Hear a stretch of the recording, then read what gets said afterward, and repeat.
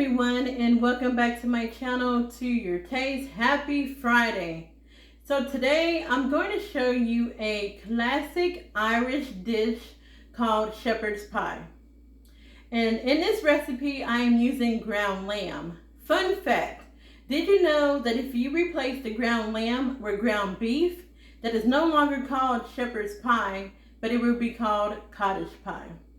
So I know someone's probably asking, where can I find ground lamb? You can buy ground lamb from Walmart, Aldi's, Costco, Sam's Club, and Sprouts.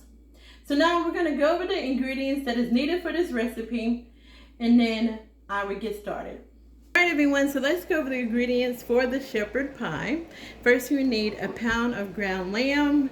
Also, you need carrots. I have about 4 carrot sticks that I cut up, diced really finely. Some peas, butter, celery, 2 celery sticks diced up, 1 medium or large onion diced up. I have about 4 garlic cloves that has been minced. Also, you need 2 tablespoons of tomato paste. And so when I open a can of tomato paste, and if that whatever I'm making, if it doesn't call for the whole can, I always put the remainder in a baggie and freeze it for next time. And you need some flour. I have 2 tablespoons of flour here. And you need some beef broth, the W sauce here. Also you would need pepper, salt, garlic salt, thyme, and then here I have rosemary and oregano and regular garlic. And then for my potato part of it, I'm using 2 regular potatoes and 2 sweet potatoes for mine. But if you only have regular potatoes, you can do that. Or if you just have sweet potatoes, you can put this on. You can put sweet potatoes on your shepherd's pie as well. So I'm making this in my 10-inch cast iron skillet, which is preheating on the stove. So let's head over there and get started. Alright, so I have a tablespoon, or a little, actually half a tablespoon of oil in my cast iron skillet here. And we're going to add our lamb. And we're just going to cook this until it gets all nice and brown. And then we're adding our onions and our garlic. Alright, so y'all, our lamb is almost done, so we're going to add in our onions and our garlic as well.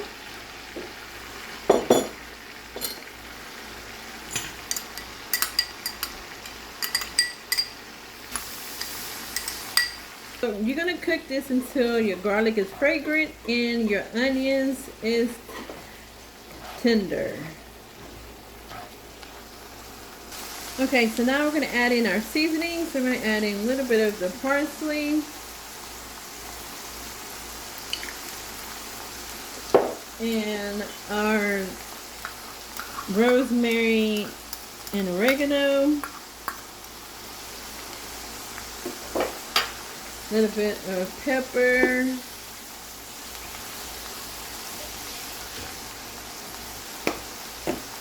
Salt.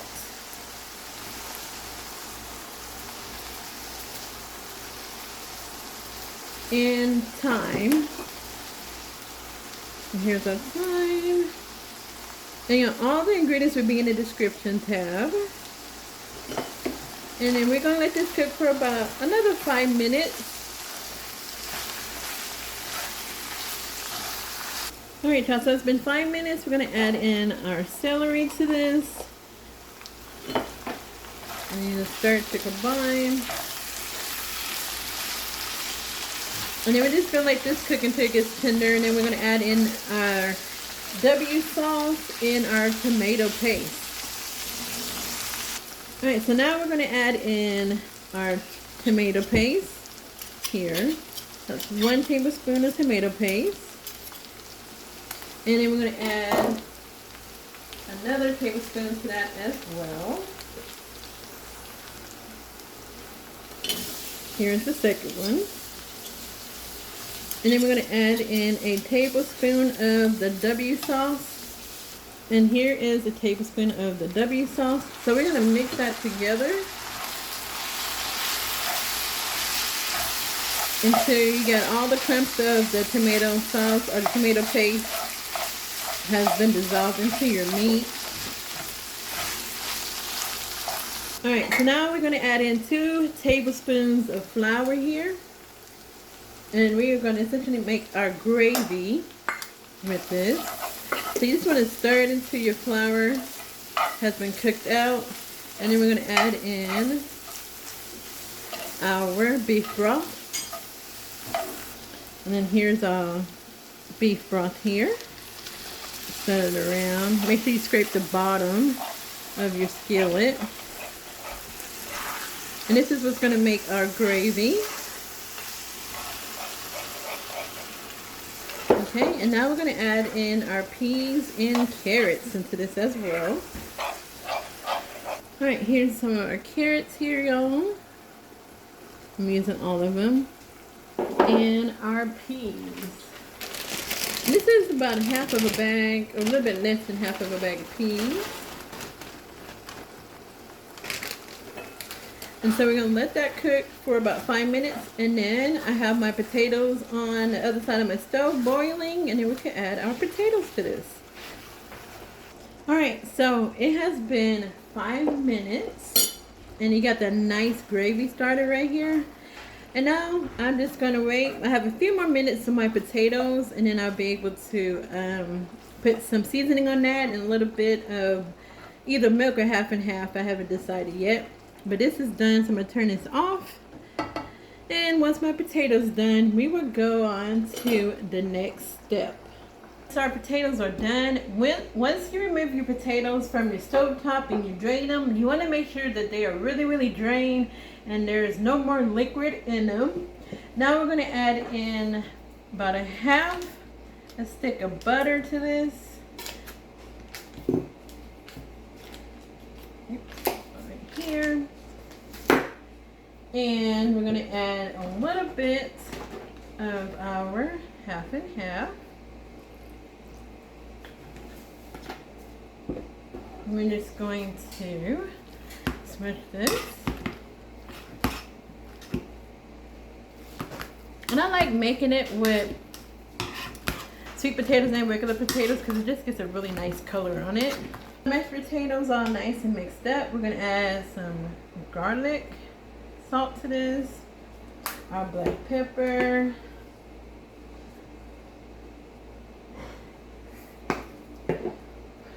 garlic,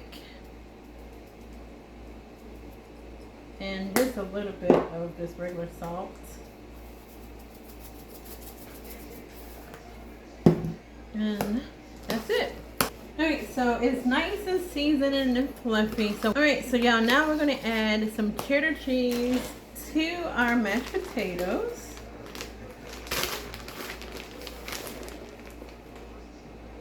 Put that in, and then we're just gonna add this to our skillet.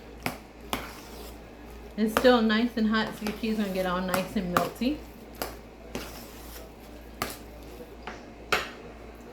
Alright, y'all, so I have my skillet here. We're going to add our potatoes onto this. And we're just going to smooth it over. So I'm just going to add like little dollops of it.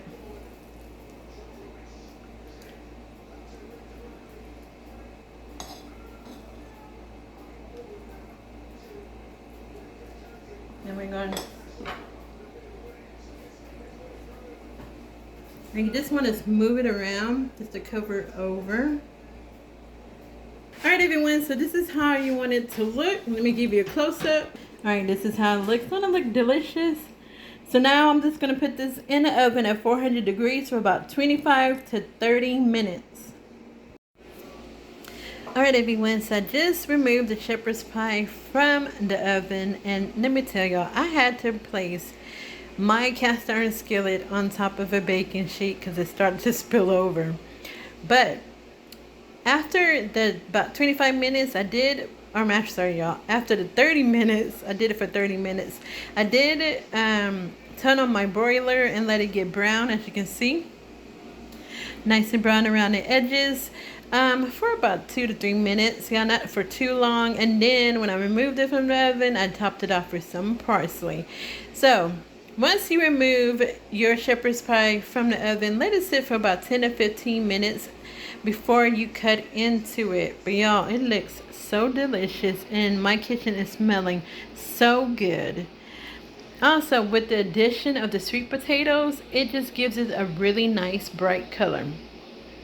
Alright, so this is it for now. All the ingredients will be listed in the description tab. Make sure you like this video, share this video, and subscribe to my channel if you haven't already done so.